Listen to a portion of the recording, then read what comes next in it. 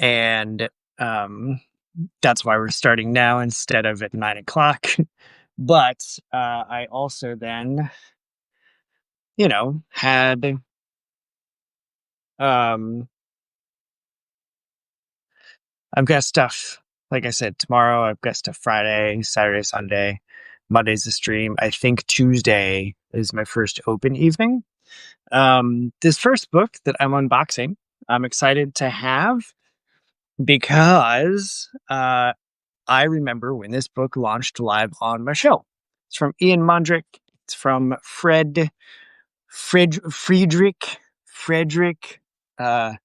Hornung. I always mispronounce his last name. So it's from Ian and Fred. It's Stash Box. It's the book. This is a cool postcard. Always love a good handwritten thank you note. That's just it's a cool poster. Prepare for growing pains, and the bones like popping out of the hand. I love it. And it is magazine style, which is super rad. And I freaking love that. I had to get this homage cover. We're gonna scooch that so that you can actually read the cover. There it is. 2313. There's drugs and violence and metamorphosis. I mean, come on. Fred makes awesome retro horror artwork. Beware what lies within the stash box. I'm so hyped. A tale of psychedelic suburban terror. There it is. The back cover is the first image that I saw as like a teaser. There's another blank postcard there. I saw this first when I was talking to Ian about coming on the show, or like at the beginning of this year. And I saw this and I was like, dude, I'm in. I don't even know what it is, but the skull and the color palette and the retro feel and the dying looking sunflower, daisy, whatever those flowers are, I'm in. And here we are all these months later, and it's in my hands and it's awesome and I'm excited and I can't wait to read it. So thanks, Ian and Fred, for making awesome books and launching the campaign. We had a launch party with Ian and Fred and Jay Donahue. And you can go rewatch that and see all of the ridiculousness that we got into on that episode. Still one of my favorite ones that I've ever done. It was just so much fun. Those dudes are the best and always a blast to talk to. Now, speaking of dudes being a blast and some rad things, I got a package here from Comicsburg. There is a Kickstarter that is about to start. I'll get back to you. That's what I'll have to get back to you. But I know that the Kickstarter that's going on is not just a comic book, but also for an action figure of a character from said comic, which is just dope. Like, you're getting custom action figures made of characters from your comic. And I know Deadhead recently did that, and that was super sick. Damn, this is a hell of a package. So the story here, as I will find out, my gosh, this is awesome. What a care package. Comicsburg, you know who you are. Available for order. Okay, all right, okay, all right, all right, okay. Comicsburg.com, like Pittsburgh, but comicsburg.com. I'm going to flip this around so that you can see all of the cool stuff that I was sent in this promo package. Now, I know League of Cryptids. I've opened a couple of those issues here on Box Talk. But then The Edge, this is the world that we're really examining. This is the one that's getting the spin-off series. And gosh, there's so much here. Sorry, I am overwhelmed with the amount of cool that's happening right now. Here's another cleaner version. But yeah, also from Comicsburg, we've got the Theme of Thieves, which, like, that's a cool character design. The bright purple red suit. We've got Blue Torch, League of Cryptids, League of Cryptids is great. So if it's all together, like it's going to be awesome stuff. Available for order now. Let's see what else we've got. We've got a bookmark. Got the logo on the back. See, Pittsburgh is the Steel City. I got to give Pittsburgh credit though, because their professional sports teams are all yellow and black. And no other city that I can think of. If I'm wrong, please tell me, because I've been saying this for years and giving Pittsburgh all the credit for having um, just a very well coordinated city with their sports teams. But here are all of the characters from The Edge. Now, again, I haven't read these books yet, but this guy right here, you can get his action figure in the Kickstarter that's happening. I believe it's live right now. Here's a QR code. Why don't you scan that? Why don't you screenshot this and then visit that QR code later and check it out? There are, this is handy. The Edge checklist. I love it. So there's 3 volumes already of it. Here's volume 1, Revenant, volume 2, Reign of Chaos, volume 3, God's Thunder. Again, here's their social media stuff. So facebook.com/The Edge Comic with dots in between each word. They're on Twitter, because it's always forever Twitter. Marvin Wynn, Marvin, my guy. And then Instagram @The Edge Comic. What is The Edge, you might be asking? Well, I can tell you, Gerald, what is up, dude? The Edge, here's the brief synopsis. It's a drug can grant special abilities at the possible cost of your life or sanity. That sounds totally worth it. Join the strike team as they attempt to not let the world go over the edge. Here's a closer look at some of the artwork. I assume these are covers of all 3 volumes, but like the character designs in this world are super rad. It's all written by Marvin Wynn. The interior and cover artist is Mark. I'm going to butcher the last name, so I'm not going to try and make a fool of myself. We've got colorists. We've got letters by James Reed. And again, theedgecomic.com is where you go. There's an active Kickstarter for the spin-off character. You can get an action figure of Blaine. This guy right here. He's got, I think it's like 27 points of articulation. Let's crack this open, see what's going on in this. There's my couch. Vaughn, I am only gonna be mad at you forever, man. No need to apologize, dude. We started late, family things, so you know how it go. You know what I'm trying to say. I'm really struggling with this shrink wrap, so I apologies. You can see that my dog has his own special pillow over there, and yes, that's a Frankenstein arm toy that he plays with. While he's down here in the basement. So, holy cow, these are sick. So this is a whole freaking set of 20, it looks like 27 like oversized trading cards. Check this out. Physical characteristics, powers and abilities, weapons and equipment. Oh, dude, this is dope. Bolt, there's him.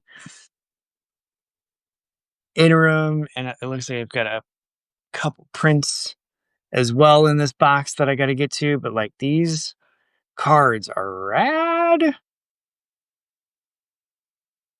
always a sucker for an all pale, super pale, pasty guy like that. There's Spinoff. What a name. Joshua. There's Drake. This guy looks like a I don't know. I haven't read the, I haven't read the story, but that's kind of a, he's looking like a, looks like he drinks Monster, the full green kind, not the 0 sugar. What? Tartable? You can find out all about all of these characters again at theedgecomic.com. I love this design a lot. Looks like he hulks out too. That's cool. Cool. I'm a sucker for lime green. So I think this is my new favorite character in the Edge universe. It could have been Drake and Josh. I was honestly after my time. I was a Pete and Pete kid. Dude, these character design, like these freaking cards are sick. This is such a cool idea. And something like really fun because now I'm gonna have to like sit down and read the back of all of these. So, oh shit, is that a living thing that like sits under chest all the time? That's weird. And then there's the newest one. Dude, these are awesome. And also got, I haven't peeled off the protective sticker yet, but we got 2 pins. Well, a pin and a magnet. Looks like that might be a wham stand, like one of the small wham stands for the edge. And da da da da da da da da. So I've got this print, which again she was in here somewhere. I just missed the interim. Is this character here? Right? Yeah, yeah, yeah, yeah. I mean, anybody with purple, obviously, I am gonna think is awesome. So, and then I've got what looks like a knockoff of a Titan's Tower type of homage thing. You can see the characters using their abilities and all the things and all the stuff. This is dope, dude. Marvin, thank you so much, man. This is such a promotional package that you I can't believe you sent me so much stuff. Um anyway, yeah. So I will make sure that I know I've already shared it once before here on Substack. I'll make sure that I reshare the link to the Kickstarter that's currently happening, where you can get the action figure of Blaine and his first, and I think it's a trilogy of spin-off comics. And again, like it's not the only action figure he has planned for this series or of this world of the Edge. There's Blaine without the covering there, the red, black, and yellow. Plenty of points of articulation too. I just think like making an action figure of a character out of your comic has got to be the coolest thing. Like it has to be. And much like what started the obsession with the figures, thanks to you, Vaughn, of the murder face, the little like vinyl standees. I now think that those are the coolest things ever, and I'm just collecting those as collectors have that, or as creators have them on their Kickstarter if they've got one available and I can afford it, which isn't often, honestly, at this point, because we have to get a new roof on our house. I know I talked about that like 2 months ago. It's been a process, okay, but we finally have everything cleared out. Everything's ready. We just got to figure out a date that they can come over and replace the roof. But that's going to set us back a bit, which is stupid. We just refinanced the house. We close on that on Friday. It's all saying, man, it's the shit. But also this weekend, just to reiterate, because I'm excited about it, I got to be on Good Morning Dayton, or Good Day Dayton is the show. Welcome back, Dayton. Is the name of the show that I was on. And so I was on like a local news TV show, which was cool, with Tony, Mr. Five Star himself, who, basically had the whole idea for bringing a con to Middletown. And we got to go on and talk comics and cosplay on the news, which is just the coolest freaking thing. I made a post about it earlier here on Substack and on like everywhere, because I was like, this is such a cool thing that I got to do, because I don't know, I'm saying yes to stuff with comics. And it gets overwhelming. And in case you missed it, speaking of overwhelming, in case you missed it last week, I announced that reviews on my channel are shut down through at least the rest of this year. I got to figure out what it's going to look like sustainably and predictably going forward. But it's been honestly kind of nice because I'm reading whatever the hell comics I want to read right now, and I'm just reading for me. And it's been a while since I did that. I've been reading books that people send me, which is all great, but like I have a whole shelf of stuff that I haven't touched in, I don't know, all year almost, because I've been so caught up reading indie books, which is again awesome. But for review purposes for other people, and I am enjoying reading for me again. So, thank you. This is there's the here we are. This is my library collection, and then I've got those are all DVDs, in the obligatory Dragon Ball Z shelf. At least I feel like it's obligatory. Um, but yeah, and this is just my trades. This is all of my non-Kickstarter trades. All my Kickstarter stuff is still upstairs. I got to figure out what to do with that because I have a whole box of like indie books and Kickstarter books, and some of them are trades and some of them are floppies. And I'm just like, if I move one of them, then I got to move all of them. And I don't know how I'm gonna do that with I don't organization. I haven't gotten there yet with my OCD. I still haven't had to make a decision, although I've got Breakdown of Four Dead Bodies staring at me because that was the last Kickstarter trade that I read. And it's still sitting on the top of my shelf, like, where are you gonna put me? And every time I walk by, I'm like, I don't know. But um yeah, but like just picking up books that I want to read. There's stuff that I picked up from the comic shop that I haven't read, and I've had like Captain Planet #1. I haven't read that yet. It's somewhere up there in a pile. I have too many piles as well of books that I need to read. But I agree that you always have to get back to the comics that inspire and just enjoy what you want to read. Like I was on a show. I was on with L.A. Cunningham, and uh, I was on her show, and we were drawing, and she had asked me like, "So, like, what are you reading now?" Right? And I had talked about it with other creators, where it was like, "Hey, what do you read? Like, what else are you reading? What are you doing to get inspired and stuff like that?" And she asked me, and I was like, for for me, I don't know. I'm reading so many books to review." So this is me basically just word vomiting of like, it's kind of nice to have a break from having the responsibility that I was putting on myself of doing reviews all the time. And so that's why I said TBD, you know what I mean? But yeah, there's a freaking sweet collected volume, hardcover even if you want to, of Immortal Coil issues 1 and 2. And there's process pages in it.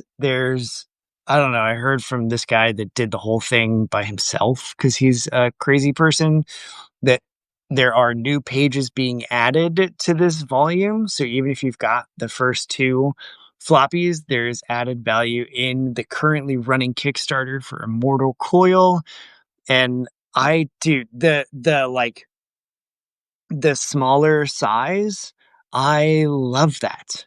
I was actually talking to Chris about our own series, and like we're probably gonna stick to the digest size, the 5.5 by 8.5. Even when we get into like the longer chapters, because I just love that. I love that format. And clearly, like DC has proven it works, and now Marvel is starting to do that. They're like, wait a second, we want to be popular too. Everybody's talking DC Compact. What about Marvel? And so now they're starting to do their own, basically DC Compact line. But, like I have a whole shelf of small books up here, and, some just smaller Jeff Lemire and some smaller Matt Kint. And it's just a convenient size. Like, it's so easy to hold. If you're a Midwestern dad, you can slide them in your cargo shorts, and it fits perfectly in your cargo pocket. What more do you want? You can take it everywhere you want to. So, I love that you're doing the digest size, and I am a big, big fan of that format. I keep hearing that American Gods is great. I just haven't been able to find it on my library's app. Yes, like they don't have a copy of it yet, but I do have the first volume of Animosity. It's over here somewhere. I don't. So it's somewhere. But that's on my list to get to. And like, listen, the billion manga readers can't be wrong. They can't. Like they're everywhere. They're everywhere. And I just talked about that with somebody on my show, and we were talking about like Eastern versus Western, and I think it was last weekend, and it was when I had oh god, this is embarrassing. I was when I had the two dudes on my show. We were talking about their comics, uh, but we were talking about like they both were very big fans of manga. And so we started talking about like business and how manga differs from the American comic and how manga is just everywhere in Eastern culture and how they're in convenience stores and gas stations and like it just is a thing. And if it's so big over there and that size is like the only size they do, they only do the oversized ones because America's and everything in America is bigger. Guts. We have bigger cholesterol numbers. We have bigger numbers on the scale. Our comics are bigger size. Um, but like it just it's an interesting topic that keeps coming up, and so I think I'm gonna once I find some time at some point through the rest of this year, I'm probably gonna like do more research into why it's such a difference between Eastern and Western comics because I have a very meager uh manga collection, right? Like I got the basics. I have Akira because or Battle Angel Alita. Akira's on my list because I want that big beautiful box set that they have.